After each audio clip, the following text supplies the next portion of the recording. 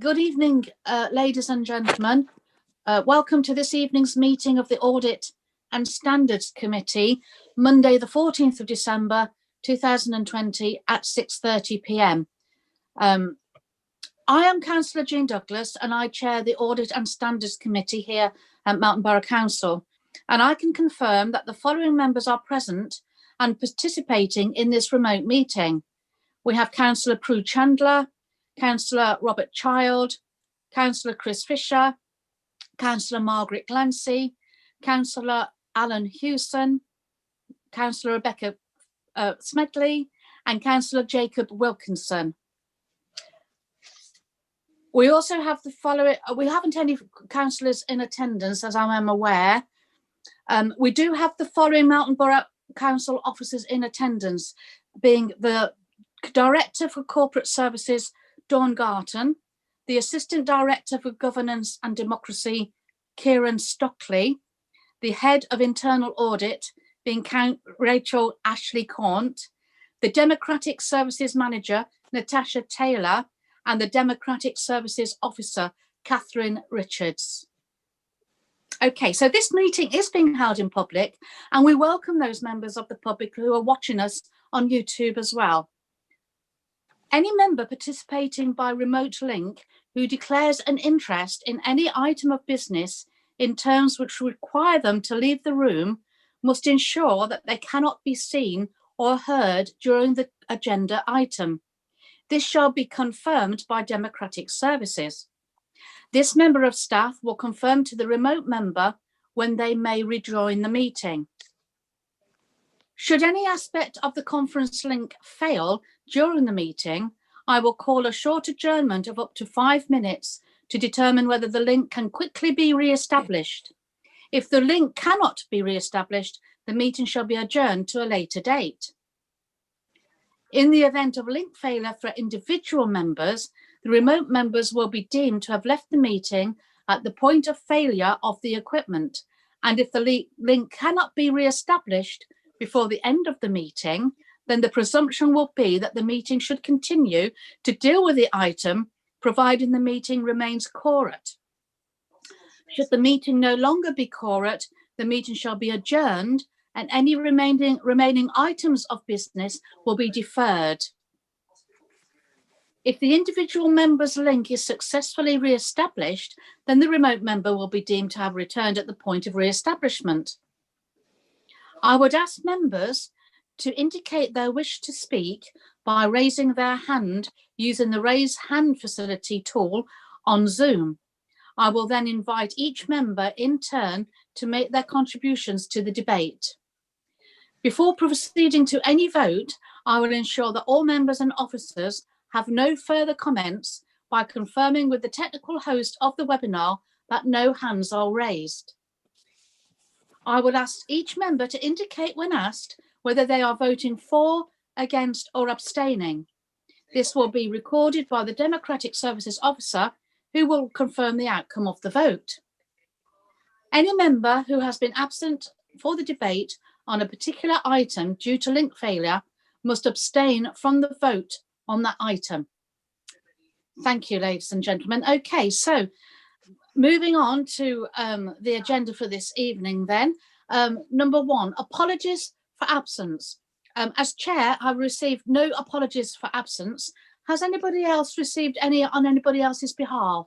They're being rolled out to parts of Derbyshire which have got. No, I think there's just Tej Baines who hasn't attended this evening, who's down to attend. Okay, thank you. So no apologies for absence in that case. So moving on to agenda item number 2, the minutes. This is to confirm the minutes of the meeting held on the 29th of September in the year 2020. I would like myself to propose that the minutes be accepted and therefore would request a seconder. Could I have a seconder, please? I'll second them, Jeannie. Oh, thank you, Councillor Child.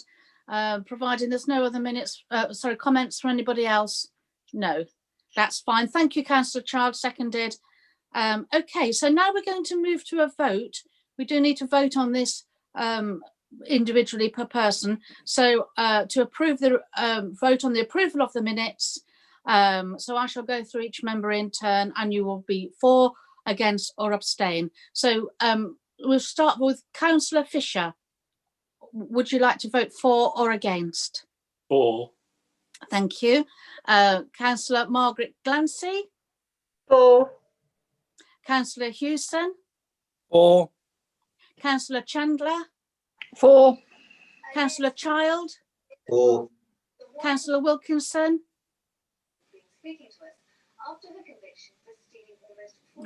For. And Councillor Smedley. For. And myself as Councillor Douglas, for. So that sounds as if the minutes for the meeting on the 29th of September 2020 have been carried. Thank you, members, for your vote. Have we any, moving on to item number 3, declarations of interest. Have we any declarations of interests from the members before we proceed any further on any item due to arise during the meeting this evening? No, no hands are raised by the tall facility on Zoom. No, okay. Okay then, so that's as well. So moving on to item on the agenda number 4, the internal audit update, and this item is to be presented by Rachel Ashley Cornt as Head of Internal Audit. Thank you, Rachel. Thank you, Chair. So this is the latest update, as you say, on the delivery of this year's internal audit plan, and an update on what we've been working on and the outcomes of that work. So as Appendix A, you will see a familiar structure of the progress report. So since the last committee meeting, we have finalised one report, which is summarised on page 3 of the appendix in section 2.5. So this was in relation to rent arrears.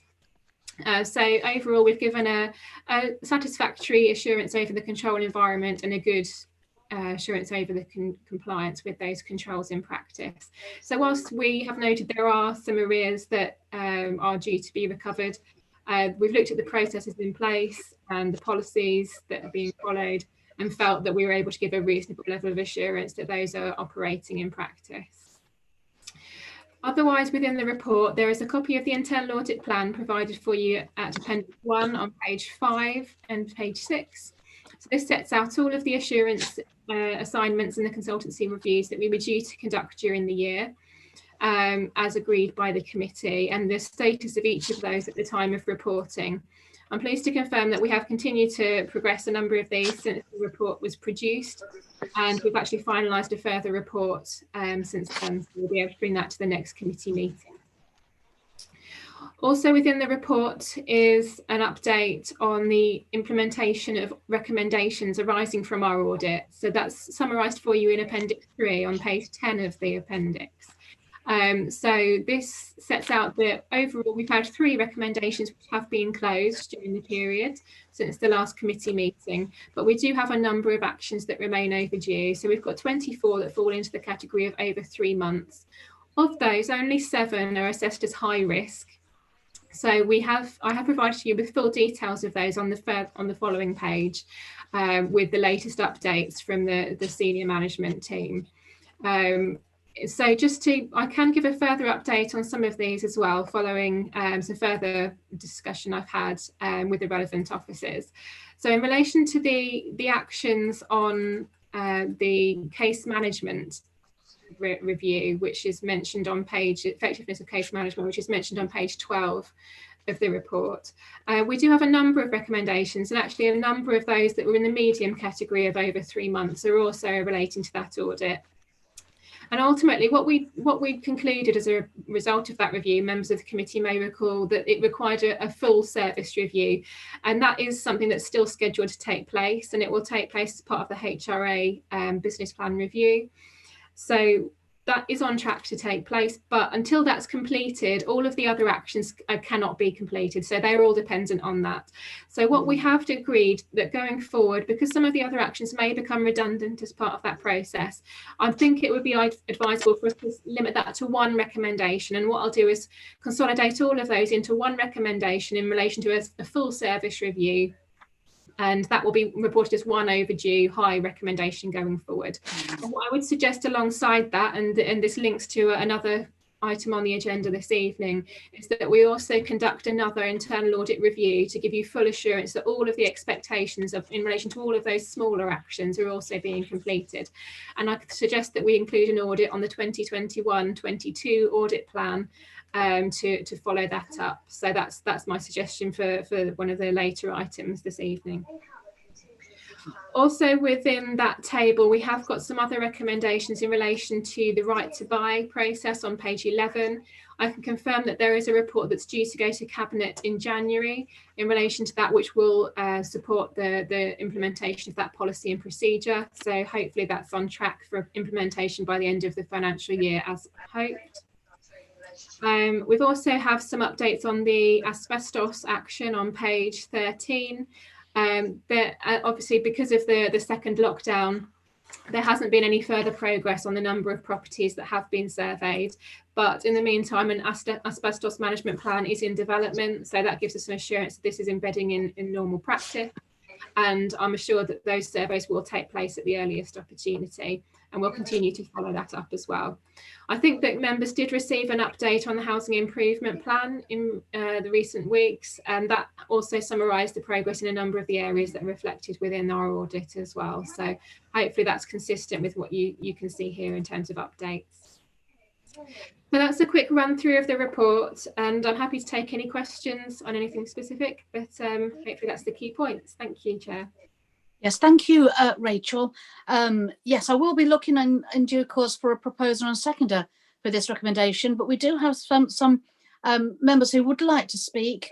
I've noticed on the Zoom raise hand facility, so I would like to formally open the debate and invite members to speak. Now, it's difficult to know who went first. I've got 3 so far. Prue Chandler first, and then to be followed by Chris Fisher and Robert Child. Okay. So yes, Councillor Chandler, if you would like to go ahead, then that would be acceptable. Thank you. Thank you, Madam Chairman. Page 3, rent arrears. £660,000 outstanding on housing stock rent arrears. Where is that compared with last time? I know when my former fellow councillor at Bottisford, David Wright, chaired the committee, he nearly went mad when it got to 500,000. I see now it's 660,000. Is it on the up or is it on the down? Because I think it would have been better if the report had actually indicated whether it was a plus or a minus.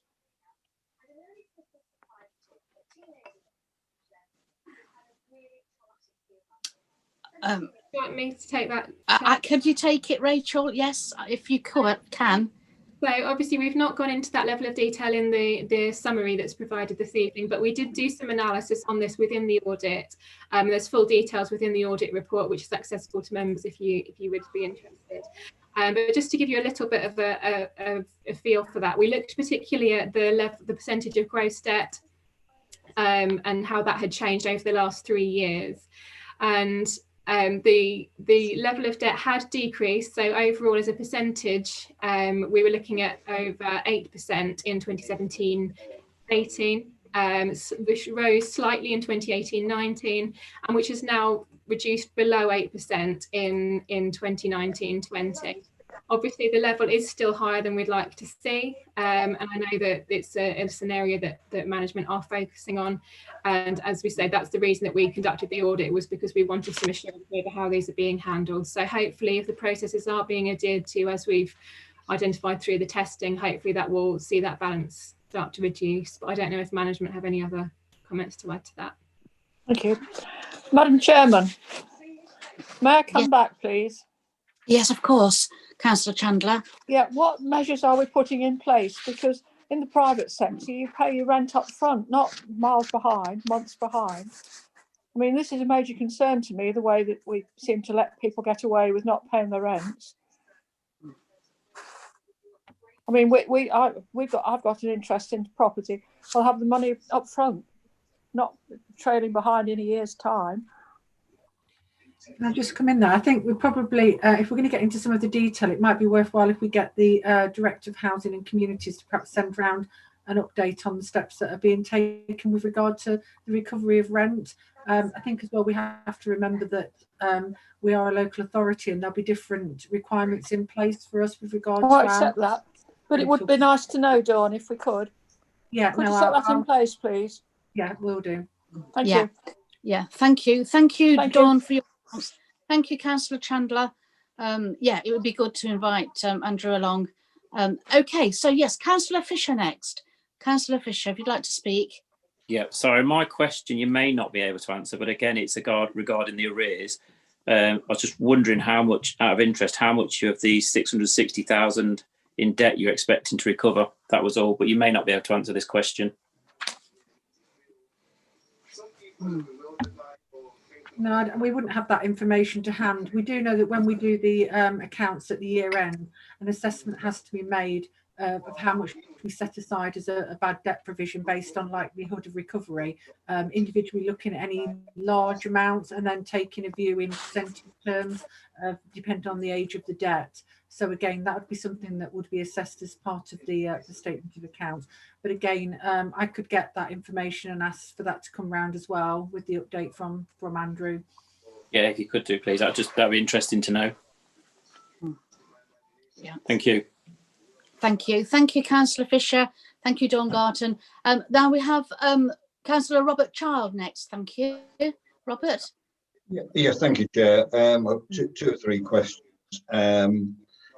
Whilst there is performance monitoring for the rent arrears, there's no reported targets at the moment to senior leadership team or members. Could this also be put in place as part of the audit report? Is that possible, Dawn or Rachel? Sorry, so through you, Chair, there is a formal recommendation within our audit report to enforce that, actually, to put in place that performance monitoring to SLT. So that action will be one that we continue to follow up as part of our ongoing processes. Okay, yeah.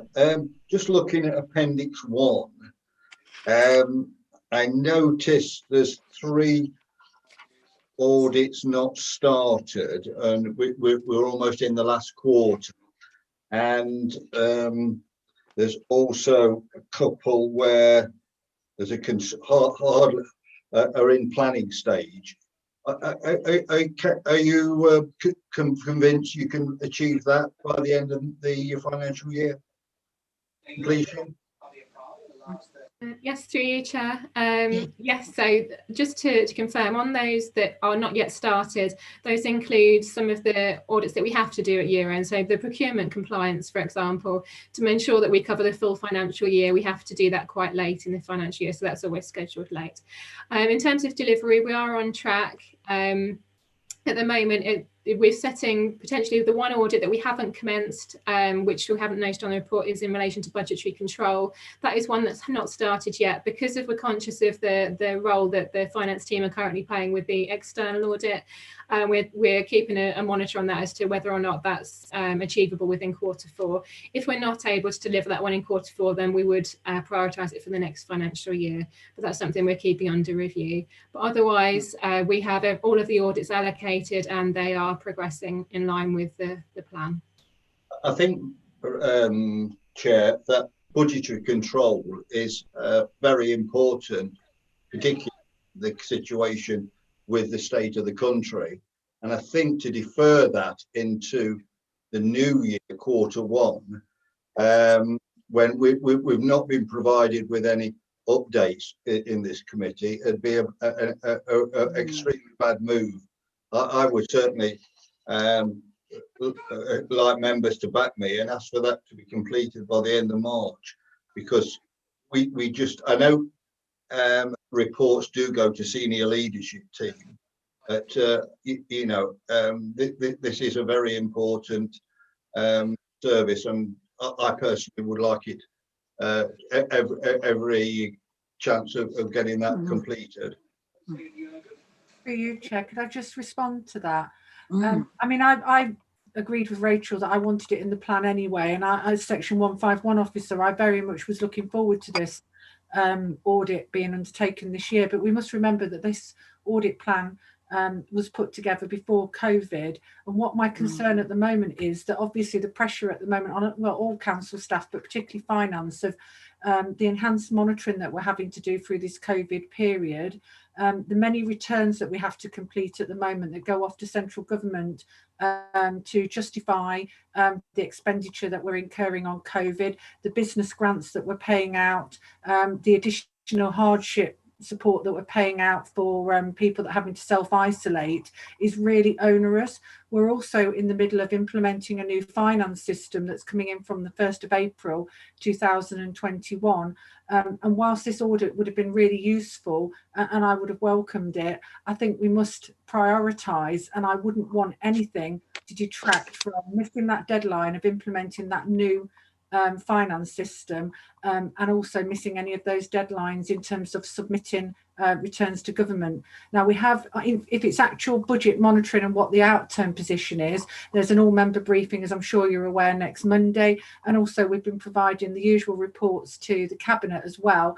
What this audit would do, it would be looking at the controls and looking at ways in which we can improve the processes, and that would be extremely helpful for the new finance system. So we'll make every effort to try and do that, but I think we need to be mindful that if we can't accommodate that, the impact of prioritising that on some of that other work would be really would have quite serious repercussions. Can we have an update on this at the next meeting then in January? You have an update at every meeting generally, although I'm not sure with that one only being a month away. But, you know, by all means, you know, if anyone wants to know at any time, you can drop me or Rachel a line. But we will be doing everything we can to put that audit in place. But as I say, you know, the priorities at the moment really are in other areas with regard to finance. Okay, just one more question really for you, Rachel. Can you just go over these high priority and medium ones? So we've got of these 7 high priorities, which are 3 months overdue. Are you saying that the asbestos one is not going to achieve the deadline? And there was another one, wasn't there? Am I right in thinking the December one? Which other one wasn't going to be achieved by these revised dates? The effectiveness of case management action. Yeah, so that's the one that I mentioned, which is in relation to the intensive housing management scheme. Yeah. So that's the one where it is dependent on a full service review of that particular service, which is taking place as part of the HRA business plan. But we are waiting on that before any of the other actions can be completed. So that won't be completed by the end of December now, but it's in motion as part of that HRA review. And the 13 medium priority ones, what progress is being made on those? A number of those relate to the case management audit that I just mentioned in terms of management. So that's why I'm looking to, going forward, or what I'd like to do is consolidate all of those into one high priority action so that we're not muddying the stats with all of these, because it's a very long list of actions which is affecting the statistics. But ultimately, all of those actions depend on one big action. So I think that needs to be our focus. That will come to a meeting later in the evening. Thank you very much. Yes, yeah. Thank you, Councillor Child and Rachel, for answering those concerns there. So that sounds very, very positive and helpful. Moving on to the next councillor who wishes to speak. Now, we did have Councillor Margaret Glance's hand up, but she has put it down now. So it will be... Could I just say that Robert asked the questions I was going to ask. There's no point in going over it all again. So thank you. I did wonder. Yes, yeah. I wondered if that was the case. I thought I'd give you the chance just in case you'd taken it down by mistake. But anyway, so yes, Councillor Alan Hewson as the next councillor to to speak. Alan, if you'd like to go ahead. It's just over the asbestos surveys. It's perhaps not the right way to say this, but if we don't do these surveys on time, are we going to get in problems with insurance claims and different things with people and with health and safety? So through you, Chair, obviously this was part of the audit that we did on landlord health and safety, so absolutely we would expect every property to have had an asbestos assessment, to have a survey, and then to have an asbestos management plan in place so that we know where the asbestos is, how we're maintaining it, and then if any work is done that we know the asbestos is there. So absolutely every property needs to have a survey, and that is a priority, and I believe that is being prioritised by management. Obviously, if the lockdown hadn't happened, hopefully we would have made more progress on that. So ultimately all of the properties will be surveyed, and that will then inform the management plan going forward, because as you say, that it certainly does pose a risk until all of those are complete. So hence it being a high priority action that we're continuing to follow up. Okay, thank you, Rachel. Have you any further questions, Councillor Hughes? Someone would like to come back at that? No. Okay, yeah, that's fine. Councillor Fisher, you still have your hand up from your last occasion when you spoke. Do you wish to ask another question? Oh, sorry, no, it's done now. I'll lower that now. I'll lower that now. Thanks, Jeannie. No, that's fine. Okay, any other members with any other questions? There are none indicated at the moment. I know that when I looked through this, I had to ask what lifeline income meant, and Rachel told me it was about the online payment system and the different ways of paying. So that sounds really interesting, and the field work's underway with that. I just, to be honest, we've had such a difficult year that I think we've done well considering. And a lot of these action points have been moved forwards. A lot of reports are moving along quite well. So, but thanks to the members for raising those questions and concerns. So the recommendation is that we note this report. So we don't need to actually go to a formal vote, but I do need a proposer and a seconder for this report, if possible. I'm happy to propose it, Chair. Oh, thank you, Councillor Wilkinson. Could I have a seconder for that? Yeah, I'll second that. Oh, sorry, was that Councillor Child? Yeah. Yes, thank you, Councillor Child. Thank you.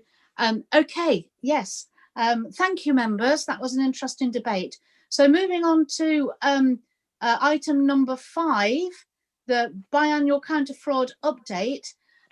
Once again, I'd like to invite Rachel Ashley-Cornt to provide a brief introduction to this report. Thank you, Rachel. Thank you, Chair. So, as you say, this is a 6-monthly report that we bring to you on counter fraud activity. So what I've tried to do for you within the report is set out the various actions that have been completed during the last 6 months in a proactive sense to try and promote our culture of counter fraud awareness and that zero tolerance to fraud and corruption. So you'll note from the report, there's actually a number of things that have taken place in the last 6 months, including an all-staff briefing, which myself and the monitoring officer completed in September, which was attended by all staff, and anyone who wasn't able to attend had to access that online after the meeting. And that prompted a number of questions, actually, and I think it was a useful interactive session. We've also added a page onto the council's website to be able to try and promote access for people to be able to report fraud. And what we've tried to do is capture all of the different types of fraud that people might want to report, not necessarily all council related, some of them that need to go to the Department of Work and Pensions, some that might need to go to Direct to Action Fraud. And we've tried to provide links and advice on how to report all those different types of fraud, but also things like tenancy fraud, which at the moment there wasn't previously any advice on how to report any subletting, for example, of council properties. So what I wanted to do was enable members of the public to have a route to raise those concerns. So as well as now creating the website and giving that guidance, we've also set up a separate reporting tool, a report fraud at Melton email address, which comes directly to me as an independent senior officer, and enables me to monitor that and ensure that that's dealt with appropriately. So I won't go through all of them, but there's a number of things that we've worked on there. And we've also used the recent International Fraud Awareness Week in November, again, to promote the policies. One of those that we have promoted was the fraud response plan, which we have updated again within the last 6 months. So this is to make sure that it's aligned with best practice. So if we receive any allegations in, we make sure that we have a prompt and effective process in place to monitor and review those and make sure that they're dealt with in the right way.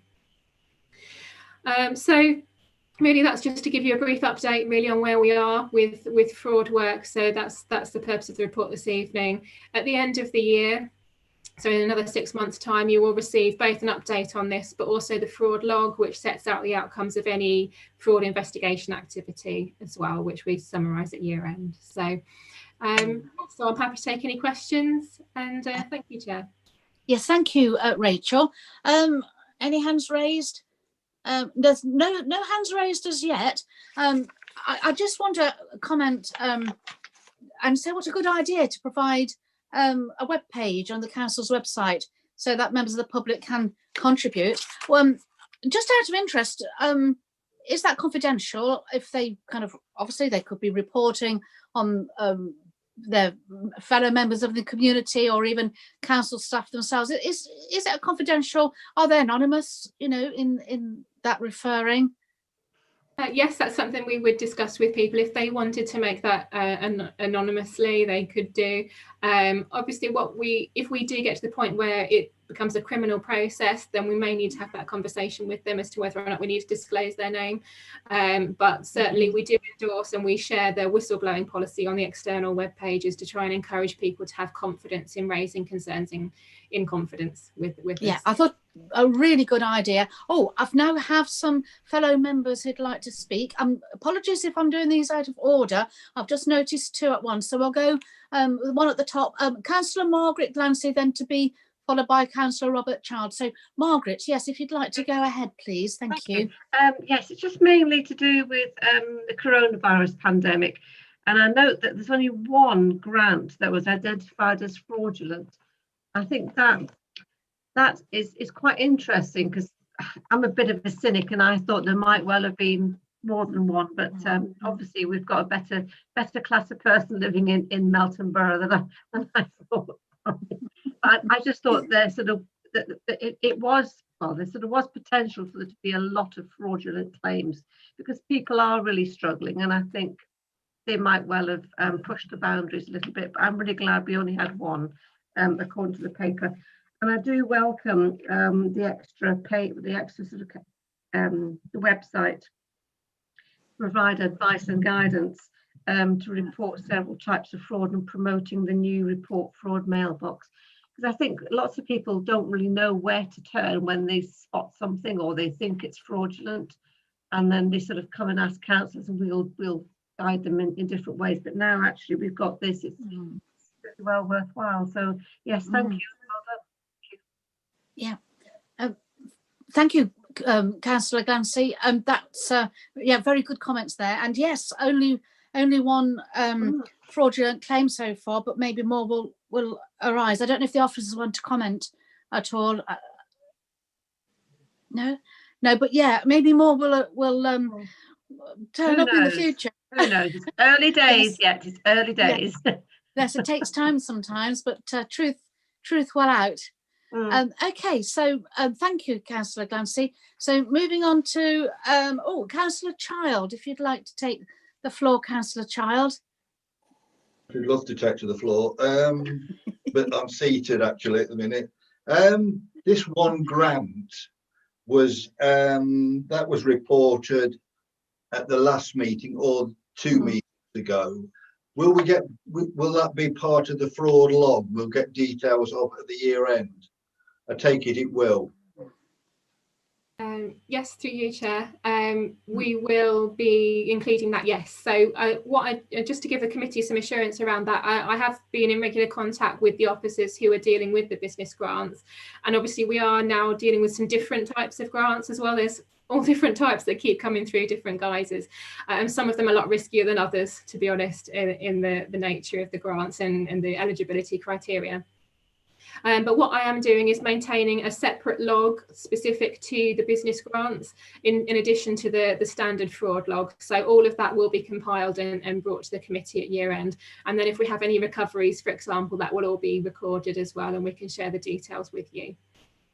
Will you also be monitoring how the staff complete the online training module by the end of December?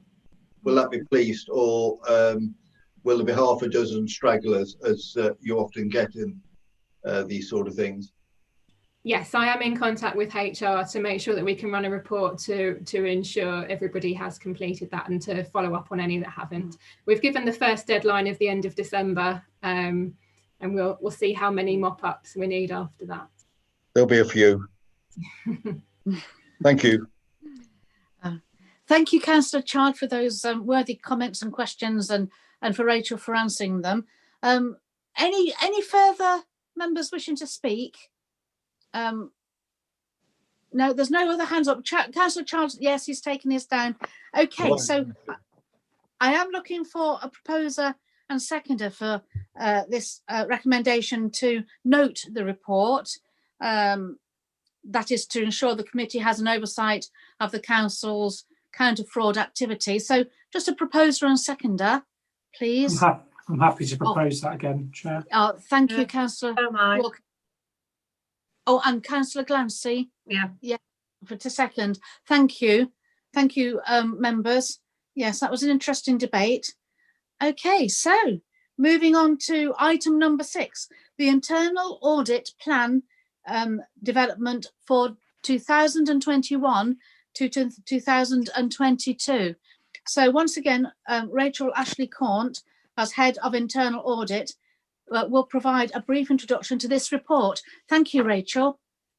Thank you, Chair. So my third report this evening is in relation to next year's audit plan. So I alluded to this as part of the progress report, and I suggested to you one area that we might want to consider in terms of following up the intensive housing management overdue action with a full audit next year, to give you assurance that that's now in hand. So basically, within the report, I tried to set out the process I intend to follow in developing your internal audit plan for next year. It's very much in line with what we agreed in previous years, but I have also included in there some reference to the impact of the change in risk environment as a result of the COVID pandemic, which I think we have to be mindful of, which does change potentially some of our priorities and some of our risk areas that we might need to focus on in the next 12 months. So I won't go through that. Obviously, we've set out the process within the report. One of the key steps within the audit plan development is to consult with the Audit Committee. Another reason for that paper this evening. So this is me beginning that consultation with yourselves as members of the Audit Committee. I'm not expecting members of the committee to reel off their list of audit areas now and put anybody on the spot, but I do want to start that engagement. And I would encourage any members who do have any areas of concern, any risk areas they feel need audit coverage in the next 12 months, to either to raise that with me either this evening, or I would invite any emails to myself and to Councillor Douglas as the chair. After this meeting, we'd be more than happy to receive those as well. I do ideally need to receive any suggestions by the end of January to enable me to feed that into the audit planning process. Just to reiterate that all of those areas, any areas that are raised, will feed into the process. We'll risk assess them, look at any other areas of assurance and map those all out. So I can't guarantee that any suggestion will go straight onto the audit plan, because we do have to prioritise our resource. But we have had some really useful input from the committee members in previous years. Has highlighted some key areas of risk that's been really informative. So I certainly welcome that feedback, and we'd look to see the best way of addressing any of those assurance requirements you have. Right, thank you, Rachel. Well, I will be looking at some point for a proposer and seconder to this recommendation, but I'd like to open the debate and invite members to use the raise hand facility to indicate their wish to speak. We already have Councillor Robert Child wishing to do so. So yes, Councillor Child, if you'd like to go ahead.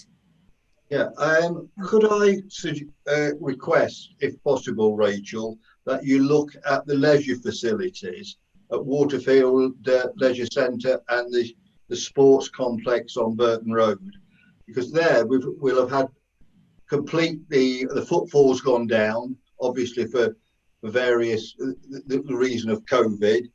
The income in general is down and the management fees being deferred. So I would like that to go on your list, please, if that is possible. Sorry, Chair, if it's okay with you, just to clarify, what is it? Is that in terms of the financial risks in relation to that, or how we? Yeah, the financial risk, because footfall's down, income's down in general, and the management fee has not been paid for several months. And I think we need to look at that risk, Rachel. Okay, that's something that I can take away and discuss with management and see whether any other assurances in those areas. Yeah, I'm happy to take that back. And debtor arrears, has that been done recently? Because that was 1.3 million last time it was reported. Have you done a report on that over the last couple of years? I would just try to remember. I know we did do a review on debt recovery. So the last review we did was in 2018-19 on sundry debt recovery. Obviously, we've just looked at rent arrears, but we could consider a review on sundry debt recovery next year, if that would be... Yeah, that'd be useful. If you could put that to management, please. Okay. Yes, thank you, Councillor Child, and Rachel's response. We did have another member, but I think they've lowered their hand. Yeah, it was me, Madam Chairman. Yes, Councillor Chandler, would you still like to speak? Well, I'll just emphasise it was partly what Robert's just been saying about sundry debtors. I think we do need to know where we are in these difficult times, and there's nothing in the report tonight about sundry debtors other than housing arrears. Yes. Thank you, Councillor Chandler. It is a very good point. Yes. Okay. Yeah, I mean, really, speaking as a member, rather than just simply a chair, I just wanted to reiterate what Don Garton was saying about over the last few years. I've noticed that many members have come up with some excellent ideas as regards topics for audit, but these do actually need to be thought out well ahead of going on to the audit plan. So if you come up with ideas over the next year, it's too late for them to be added, because last minute is very, very difficult because we just do not have the resources, the staff, the time, the financial links there also to tackle these new ideas. So this is why audit plan development is so important, and to be carefully considered and thought through. So really, I suppose I'm just trying to encourage you to come up with ideas. This is your opportunity to really make a difference. I know we are in difficult times, but hopefully next year is going to be a lot better. Fingers crossed, it's going to be getting back to a little bit of normality. But yeah, I just wanted to say that because the last year or so was quite tough with people coming up with ideas as we were trying to hit the ground running, but already the plan had been developed before then. Okay, it is a fairly new committee and the wheels of it move very slowly. So we're really just catching up with ourselves in the understanding of this. Okay, yeah, thank you. So yeah, if you send anything to myself and Rachel, any new ideas for the next audit plan, be most grateful. Let me just make sure. Right, does anybody else need to speak or want to speak? No, I can't see. I can't see that anybody wants to speak. So really, I'm looking for a proposer and a seconder for the recommendation. I'll move it. Great. Thank you, Robert. Councillor Robert Child, and the recommendation is that Oh no, we actually are going to a vote on this one. Oh. Yes, we are going to a vote on this one. Yes, to approve the proposed approach to developing the audit plan for 2021 to 22 and highlighting any risk areas where the committee requires assurance during the year ahead. So Councillor Robert Child has proposed it. Do we have a seconder for this, please? I'll second it. Oh, thank you, Councillor Chandler. Much appreciated. Okay, so we are going to go to the vote. So I shall go through the list of members and we shall vote for, against or abstain. Thank you. So starting with Councillor Chandler, you've just seconded it. So I'm assuming you want to vote for? For. Yes, for. Councillor Child? For. For. Okay, yes. Councillor Fisher? For. Thank you, Councillor Fisher. Councillor Glancy? For. Thank you, Councillor Glancy.